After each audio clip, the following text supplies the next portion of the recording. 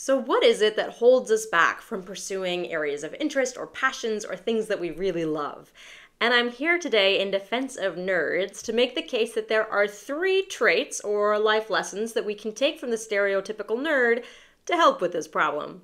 So let's get into it. First off, definition.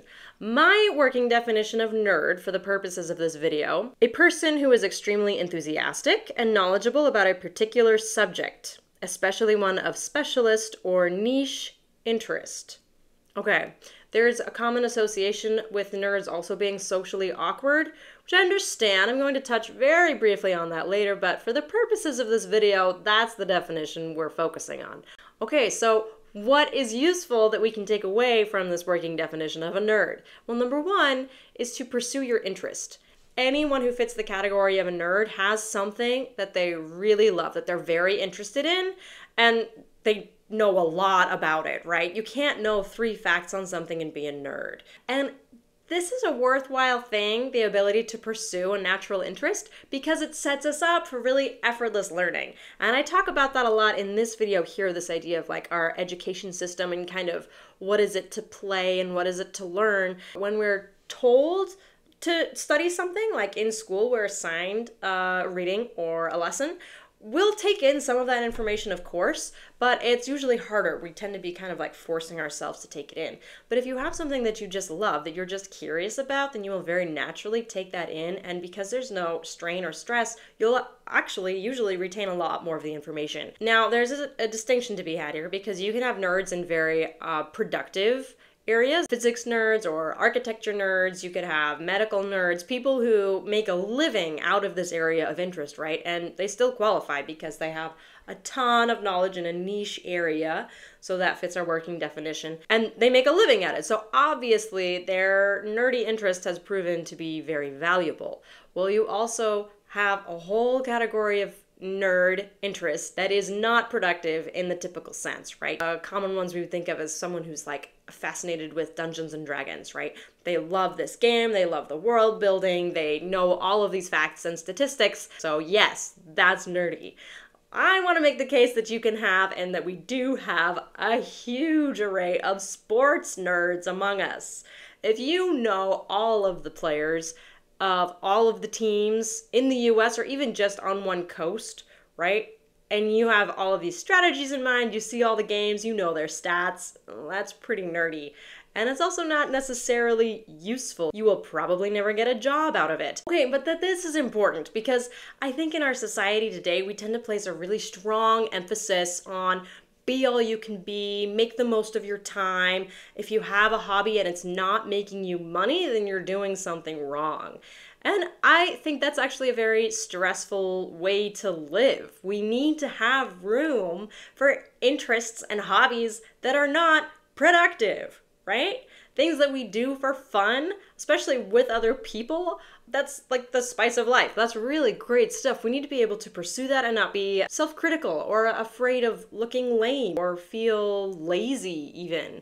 But actually, if you have something that you enjoy, if you have a recreational activity that brings you a lot of joy and that is engaging and it's not merely passive, that's huge. That's something to take advantage of. That's how you grow really effortlessly. And you're relaxing at the same time. So it's not work. You're getting ready to do more work, but without the pressure of making money or doing something productive. So pursue your interest, whether it falls into the classically productive category or not. Okay, and then one other note on this idea of pursuing your interest is don't be afraid to explore something even if you have 0 experience.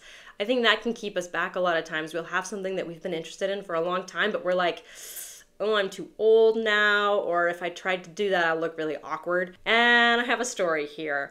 I love dance.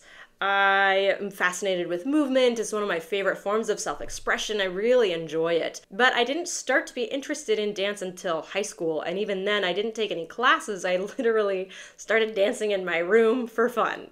I just really liked it, and I wasn't good at it.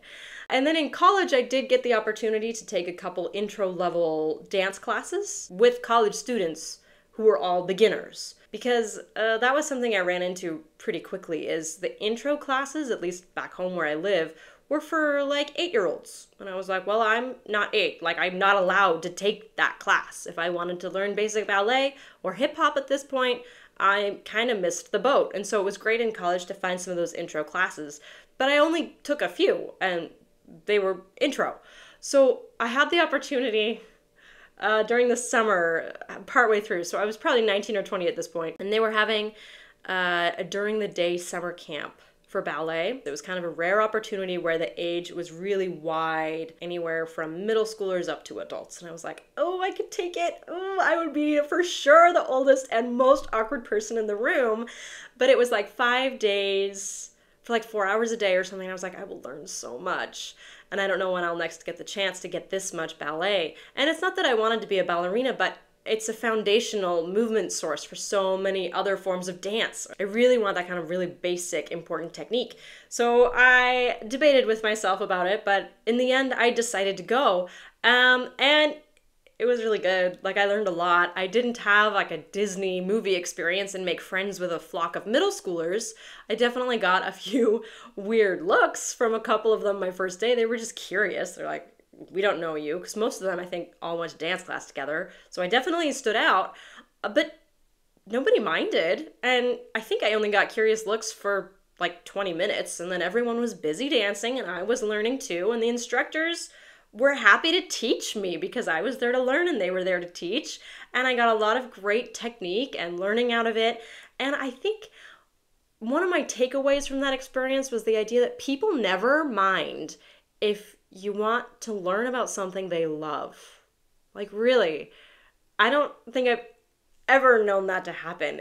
If you want to go to someone and say, look, I'm totally new, I don't know anything about this, and I know you know a lot.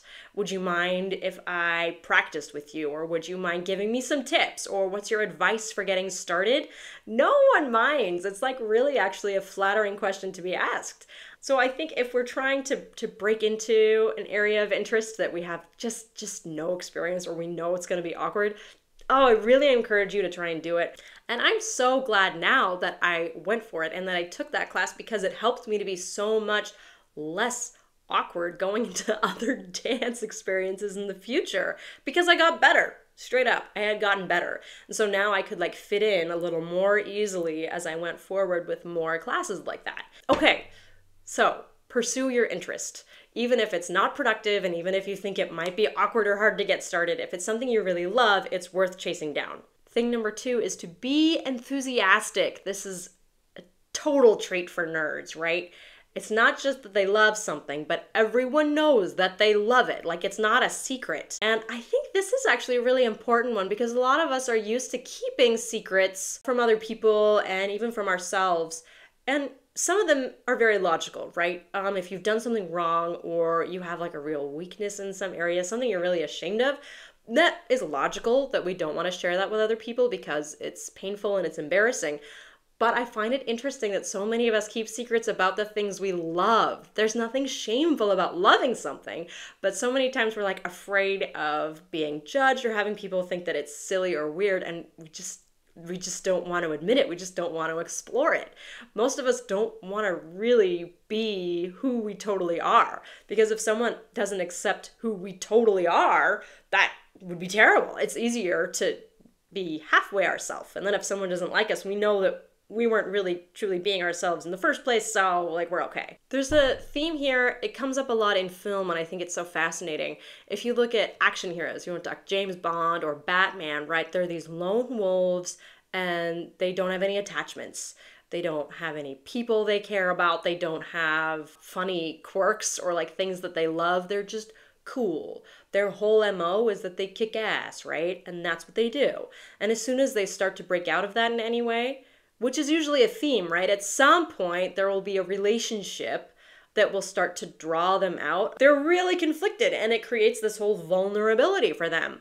And if it's like a person that they love, well, okay, now your enemies can find out about them and take advantage of that and maybe bring you down by attacking this person that you love, right? So it's this whole concept that to love is vulnerable, and we see it played out really dramatically in these action movies, but it plays out all the time for us in our lives. And actually, the Latin root for passion is pati, which means suffer. So to be passionate about something is to be willing to suffer for it. And I thought that was really interesting and actually makes so much sense. And of course, it's a little bit scary because we don't want to suffer for the things we love. But if something is really worthwhile and living life to the fullest is, then we need to be able to take a risk and know that maybe some people will give us some flack, or maybe it'll be a little uncomfortable or a little awkward first, but that's okay. That's important. We need to be able to pursue that. In scripture, one of my favorite quotes is that the truth will set you free. So accurate. And I've found this in my own life. Anytime I can remove something that isn't fully true, or I can have a difficult conversation with someone about something that's real, it brings freedom, right? You're removing that burden. Most of us are held up by the fear of judgment, and if we take a risk on someone else, there's no more fear of judgment. The fear is gone, and the fear is usually what's holding us back. Another thing here is that most of us could stand to have a little more faith in the people in our lives. I think a lot of us actually have pretty good people in our lives, right? People who love us and support us and want what's best for us. And they will also want to know who we really are. Knowing someone authentically is so meaningful. It's maybe one of the best things about life. I think I could list out on one hand the number of people I know who are deeply, completely authentic. They're striking because there's no BS. There's nothing fake. They've cleaned it all up. They're absolutely here for real. And it's so refreshing. To be deeply authentic takes some work. And I think it's not always valued today to clear out everything that isn't real. But if you do, it makes you just a fascinating, compelling, trustworthy, reliable person.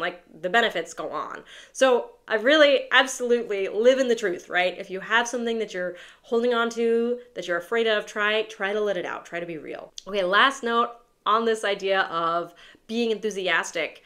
And this goes back to the idea of the social awkwardness associated with being nerds, is what we don't want to do is talk someone's ear off. Easy rule of thumb is to listen 80% of the time and talk 20.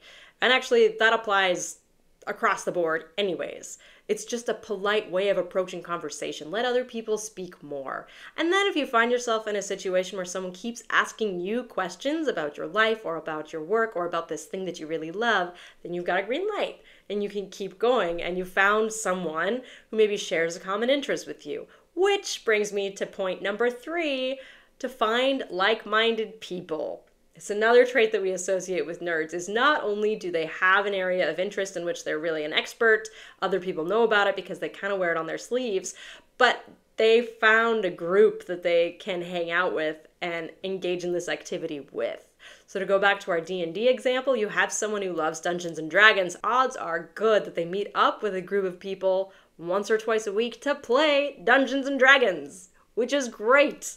I'd highly recommend find people who share your interest, because then you can engage in this activity with them. And also, it's like basic networking. Finding people who are in the area you want to be in will open doors for you. It will draw you into new circles. You'll find new opportunities by finding people who are moving in the same direction as you. And those are the 3 traits, very useful for all of us, that I think we can take from nerds, which is to pursue your interest, be enthusiastic and open about what you love, and surround yourself with like-minded people who share that interest and who you can really participate in it with. I hope you found this video helpful. If you did, go ahead and subscribe, as I have new videos coming every Wednesday, so then you can hear whatever other zany topics I decide to bring up. Thank you so much for watching, and I will see you next time.